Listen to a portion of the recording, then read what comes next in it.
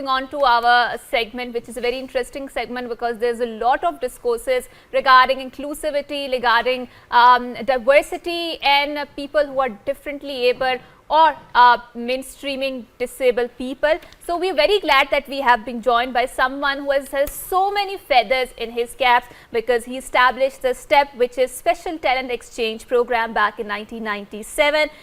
He is passionate about empowering people with disabilities, and the STEP is the only organization who has been appointed as a special consultative status with the United Nations. And he also established the rehabilitation educational facility in Dharki, Sindh. And of course, we are going to ask him to explain what are his initiatives and steps in making sure that in the policy making we include the people who are either differently able or disabled in the first place, because this is also a debate that what should we call them in the first place. So without any further ado, I would like to introduce my very worthy guest here who has graced the studio. He happens to be Mr. Atif Sheikh. He is the disability right activist. Assalamu alaikum, sir, and thank you so much for gracing our studio. This morning. Walaikum assalam. Thank you very much for having me here. Right, so we got your CV and that was very impressive, and before going on to, the red light went on, we were having this debate about whether we should call it differently able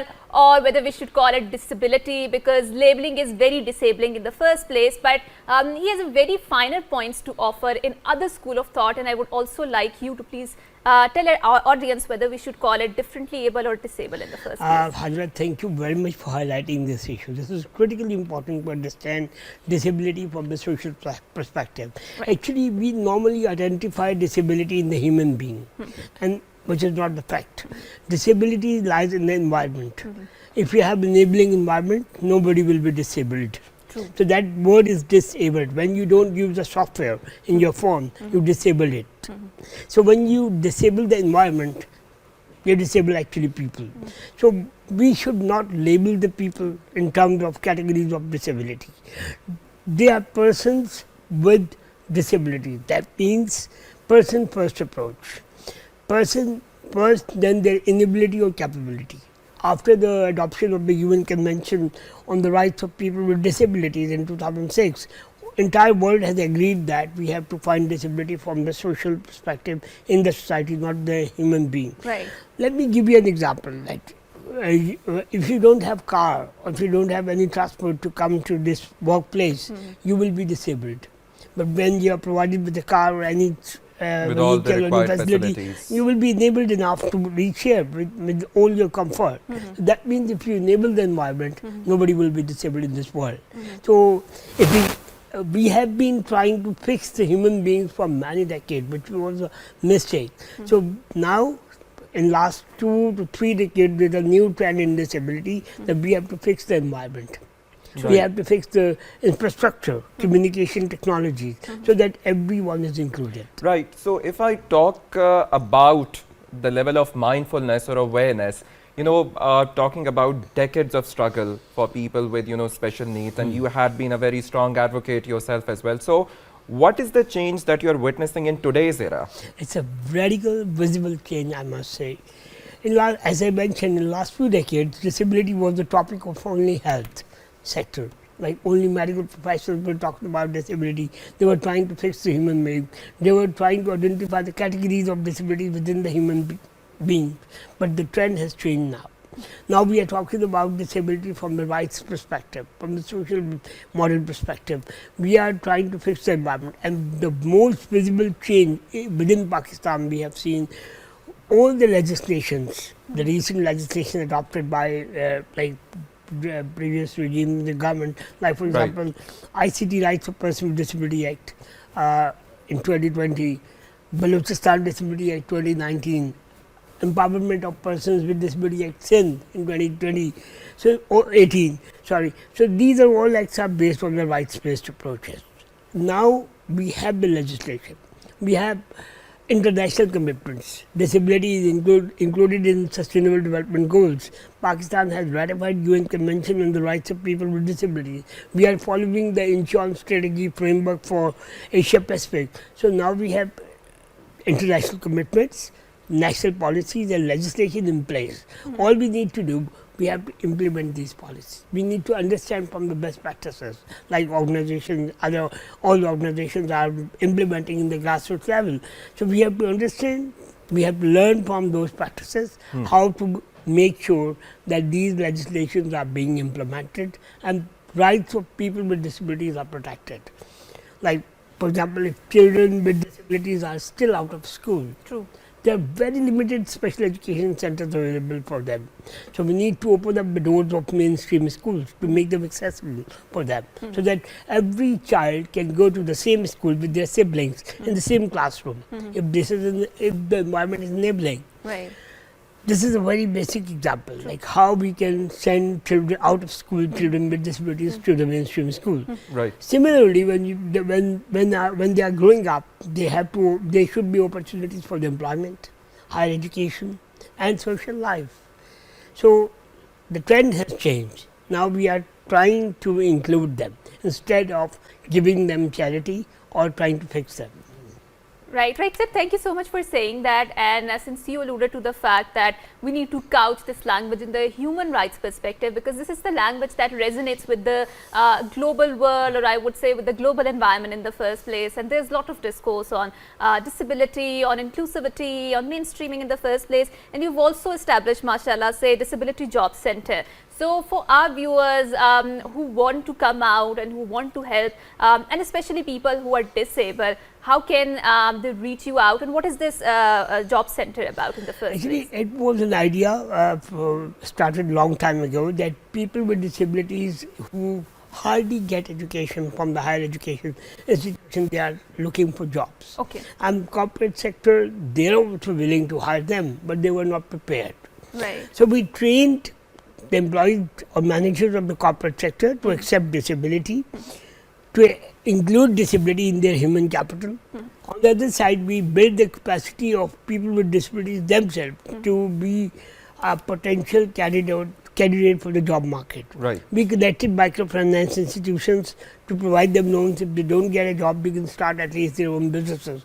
So recently we have seen that State Bank of Pakistan has announced a loan, interest-free loan for people with disabilities. Right. So these are the big things happening across the country. So to connect these dots, microfinancial institutions, corporate sector, and people with disabilities who are seeking jobs, we have created this platform, Disability Job Center, so that they can apply for the jobs, and the employers can reach out to the people, to potential people with disabilities. So basically a harnessing environment is, being created for people with special needs. So sir, if I talk about, the current situation of people with, special needs, with disabilities. So how is the state enabling people with such needs, and how is your organization contributing towards enabling them?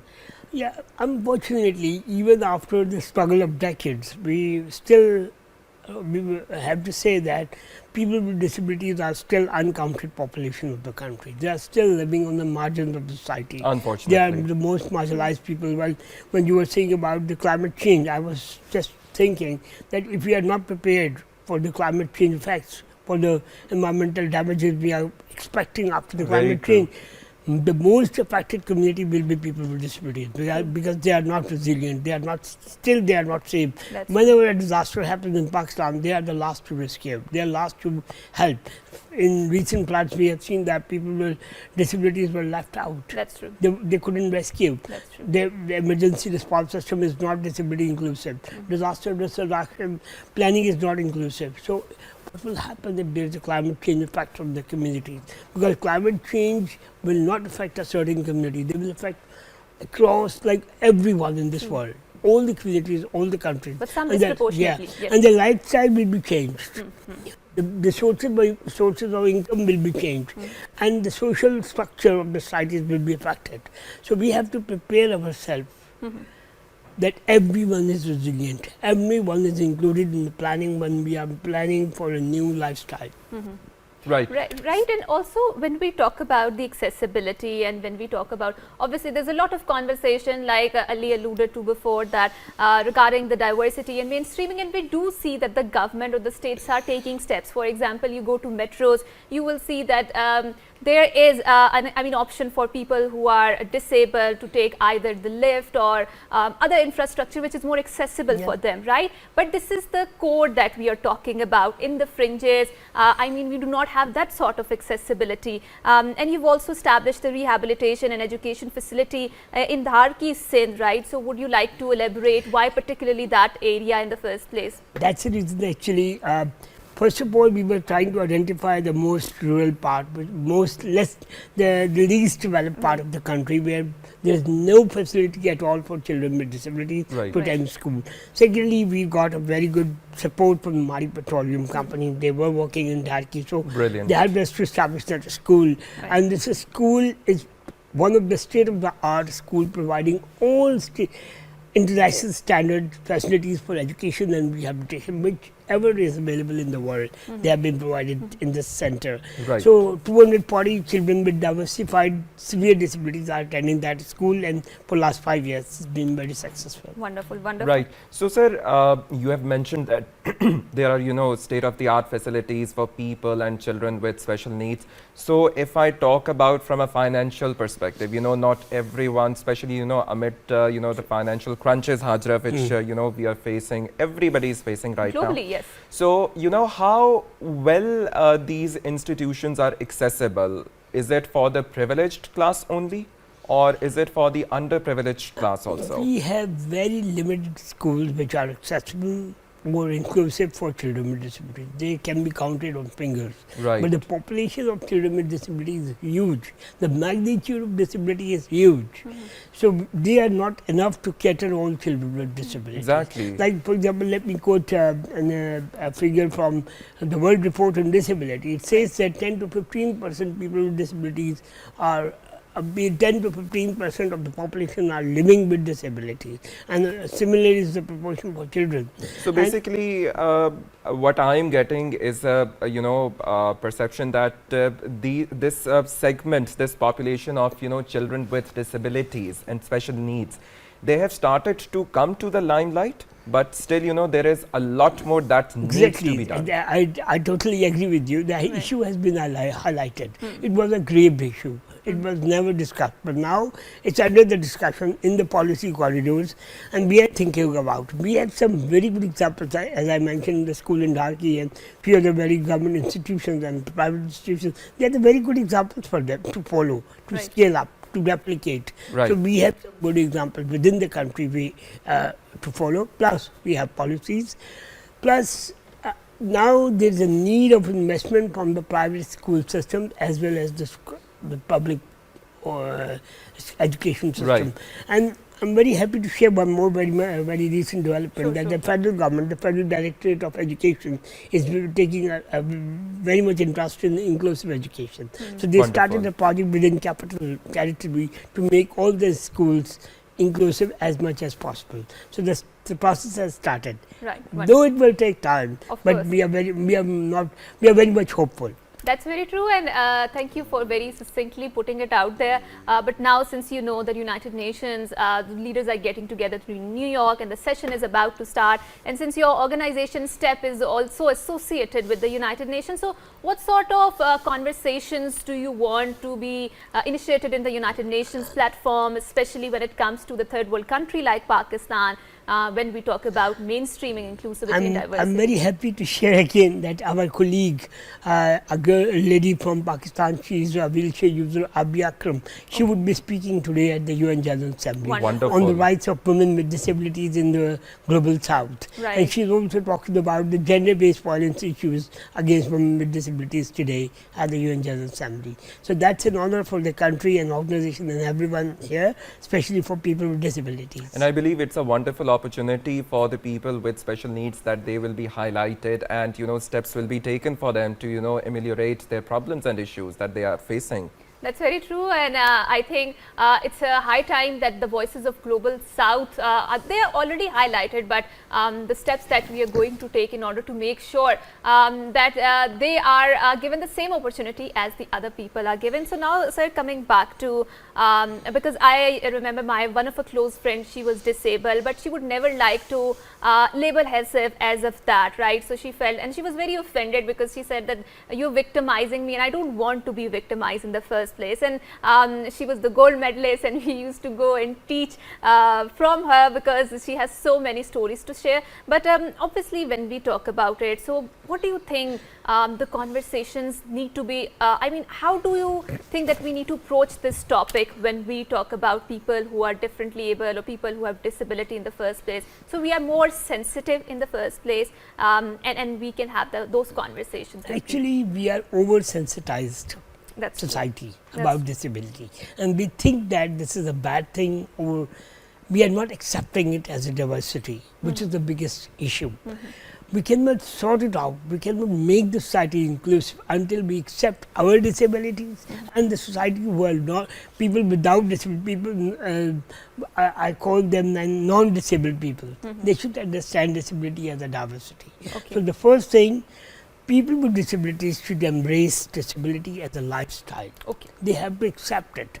Like everyone in this world has different needs, different challenges, and they manage their life through facilities, through services, or through adapting their technology around them to make their life easy. As I quoted an example that when you come here, you come on a car or a vehicle. You don't walk to your office from 10 kilometers or 15 kilometers every morning. That means you're adapting the facilities according to your need. That's true. So when you accept your disability as a lifestyle, then you try to change your environment around yourself, and you make it inclusive. Similarly, when organizations, families, houses, they understand disability as a diversity, they will create an environment. Let me quote a very interesting anecdote here, that every human, Quran says, لَقَدْ خَلَقْنَا الْإِنسَانَ فِي أَحْسَنِ تَقْوِيمٍ. The human being is created in the best form. So how we can criticize a human being that it's incomplete? Actually, the society is incomplete. We have to make our things complete. The passages, chairs, transportation, languages, we have to make it inclusive and complete for everyone. So we are still researching on the technology to make it complete for everyone. So human being is complete and different and diversified. All of us are equal, but we have different fingerprints. That's true. That means diversity is there. That's so we have to accept diversity and disability as a diversified lifestyle. And we can do a lot. Right, sir. Of course, you are, mashallah, very accomplished. You are executive director for this step. But in all this journey, what were the challenges that you have faced, and what was your motivation for advocating for people with special needs? Actually, I have learned, when you ask me that how long you have been working in the field of disability, I would say 47 years. Because since I born, I'm facing all the different challenges every day. Being a child with disability, being a student with disability, being an employee, being an organization manager. So I've been learning disability throughout my life. So that what I have learned, I have tried to make it as much as possible that other people with disabilities, other fellow citizens in Pakistan, they don't face the same challenges in the future. So we are at a step, Special Challenge Exchange Program, we are trying our best to make the society inclusive and to make the life of other people easy, so that they can be included. They don't face the children who are born in these years with disability, they should not face the same challenges which I have seen in 1970s or 80s.